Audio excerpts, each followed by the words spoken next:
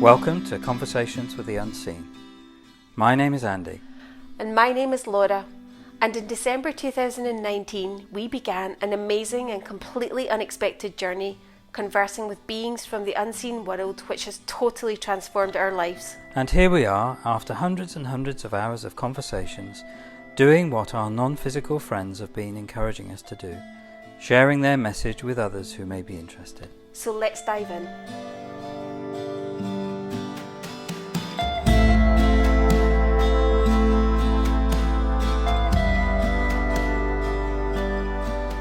Hi there. So this podcast is taken from a conversation that I had with the unseen early one morning.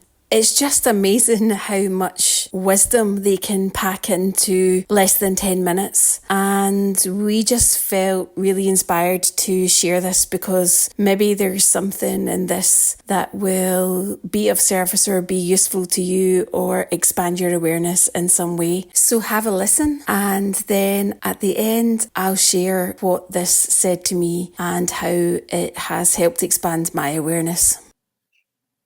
Hello, dear friends. Hello, Mexicans. Perhaps it would be helpful to visit the topic of breaking habits and consider why this might be a helpful contribution. It would seem that humans sometimes live very structured lives according to calendars and watches, which would mean there's little opportunity for spontaneity or responding to an idea or a sense of what the energy might be offering in the moment, because the human is engaged in the world of form and going through its routines and commitments. And whilst there is nothing good or bad about anything at the level of form, nothing right or wrong, there is, of course, a difference. It's all neutral, and the opportunity exists for the human to be more aligned with its true nature. And from that perspective, there is no date or time or commitment to anything at the level of form. There are intentions, there are possibilities. There's an energy journey that has been laid out for the human to follow, and that energy journey is ever present and would typically be a journey that leads to some kind of remembering or awakening to its true nature at some point. And whilst there is no urgency to reach any particular point on the journey, it would seem like habitual patterns at the level of form would not necessarily contribute to any sense of discovering more about what lies beyond the human ability to perceive. In other words, the awareness of that which is having the experience of being human. So if the human does wish to discover more about the unseen and what is occurring beyond human perception, it would possibly be necessary to question anything that is playing out unconsciously without awareness of the choice that's being made. Just a kind of autopilot. And to see that can be a contribution. It's not about change for the sake of change. It is about awareness And it might be that something is chosen that is familiar or happens at the same point in the day, or anything that is already occurring as part of a routine is neutral. And the invitation is to ensure that it's chosen with conscious awareness. So it's not to throw everything out. It's not to resist anything that is a routine or something that occurs regularly in a similar way, but just to ask, is it to choose this in this moment and be open to the inner being's perspective, which could offer a confirmation, it could also offer an alternative. So living life more in the present moment rather than having plans and structures. And also living life more in tune with the energy and the guidance of the inner being. When life is very structured, there's not much opportunity for the inner being to guide the human, because the human is very focused on the world of form. So the component that is sometimes missing is awareness or alignment with the inner being and its perspective in the moment. And that is the part to remember to include as you live your life in form and as you go about your daily life. Practice of asking. I was going to say that it doesn't always get responses to questions of what now. That it tends to be more, is it this or this? Is what it will get an awareness of. And then it realised that, oh, that's a story that life goes, yes.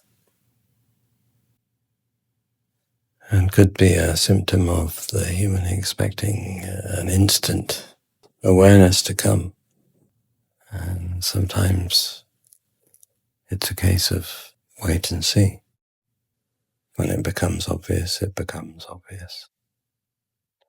And not until. So another symptom of living in the world of form is I need to know now, because otherwise I'm sat here doing nothing. And that might be exactly what's required.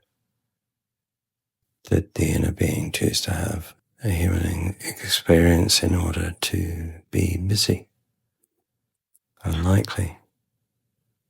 But that's what some humans are choosing, filling their time up with activities and busyness, which can also be distraction.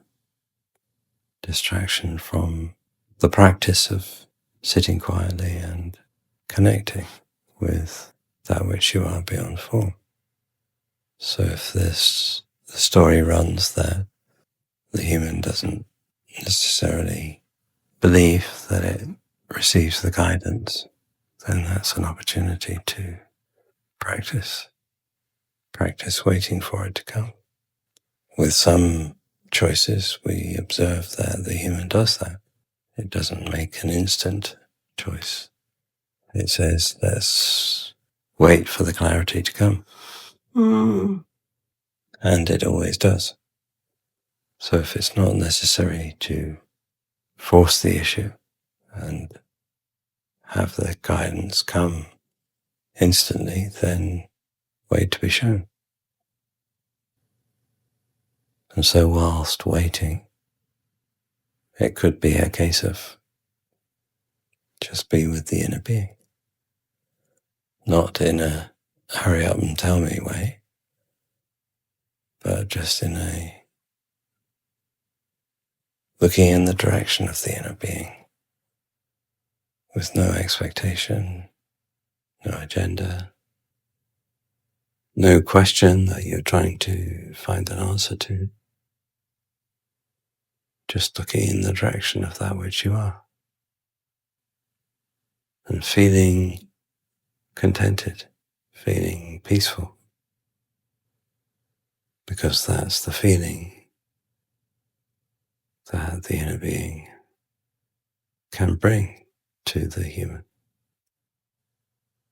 The realization that there is nowhere to get to. And there is a journey. There is a journey into form, and there's much in the world of form that can be chosen or not. How to navigate that with more conscious awareness is, of course, to look beyond the human thinking mind with all of its programs and look instead to the inner being. And that is the route to awakening.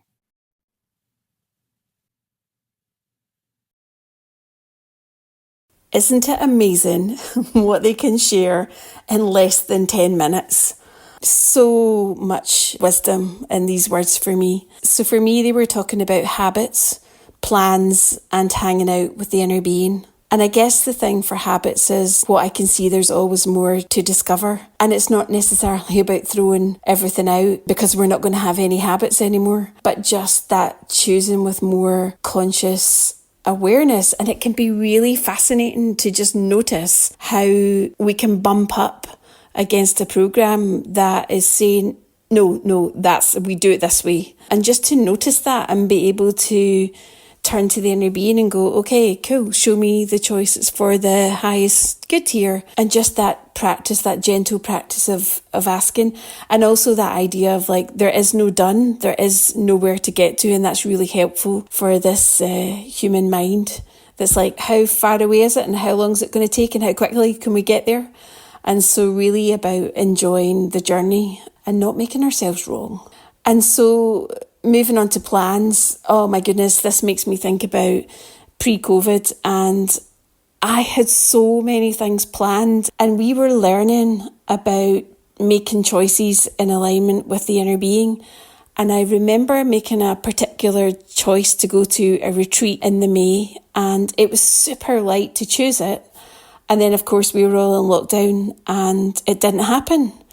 And I remember saying to the unseen, did I get it wrong? Did I get the energy wrong?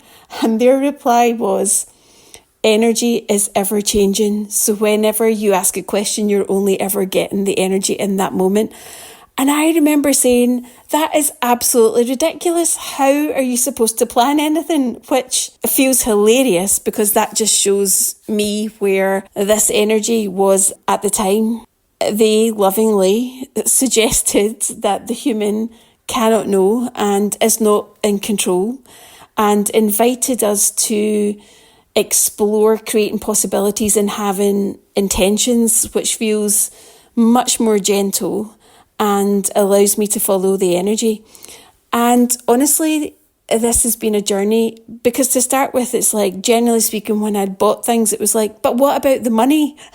That was one that came up. And what will people think? And I remember with the money one, they were brilliant. They were like, well, it's just money circulating around the system, which took a lot of sitting for this human to, it's just money circulating around the system. No, but, and you could see all the programs like kicking in, and it also brought programs into my awareness about, but what will other people think? Because it's really not how much of the world operates. And yet this feels like a more peaceful and harmonious way for me to live, because so often I've made plans and then I didn't want to do them. And now I can see more clearly the mind that was making the plan was the mind that then didn't want to do what had been planned, often even when it was something enjoyable. And I remember someone once saying that miracles require space, and that really, really stuck with me. And so it feels like a constant practice for this human is to even let go of the idea of thinking it knows what's going to happen in the day, because so often it's been shown that what it thought it was going to happen is just not what happens. So the mind that thinks it knows, and the constant invitation to look in the direction of our true nature and remember that this mind does not know. And actually, that the inner being doesn't know what's going to happen at the level of form. But instead of that being something that's terrifying, which it can be for the human, or scary when it doesn't feel like it knows, actually it just feels like the most wonderful adventure from the perspective of my true nature. And then hanging out with the inner being, the idea of just hanging out with the inner being was such an anathema to this human character. It generally went to the inner being to get something from it. And as you heard in the conversation, it was often looking for instant responses.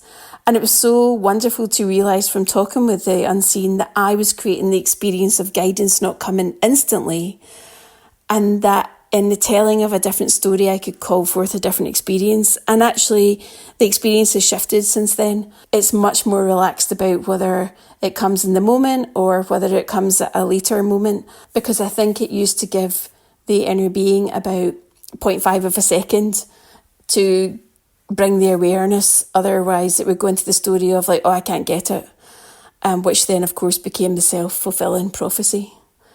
And the other thing for me is practicing just hanging out with the inner being has been really curious. It's amazing how often I would get into alignment with the inner being when I was sitting, and then the mind would go, okay, cool, well, we've done that, what now? We can't just sit and do this all day. This is boring. and it just seems ridiculous.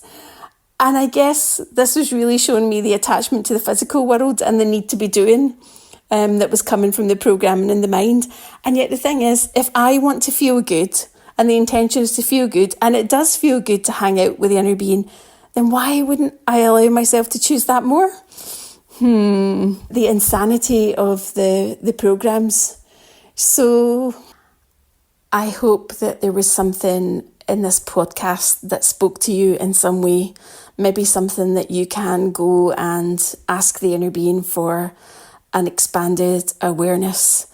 And here's to being on the never-ending journey of discovery and freeing ourselves to experience more joy, more choice, more possibilities in the moment. Sending you all love. You've been listening to Conversations with the Unseen. If you'd like to know when there's a new conversation available, then remember to subscribe and also to share it with others. If you'd like to have a written transcript of each conversation, then you'll find this on the website conversationswiththeunseen.com. And if you have a question you'd like us to ask on your behalf, or if you would like to join the mailing list, then you can also do that on the website conversationswiththeunseen.com. Until next time.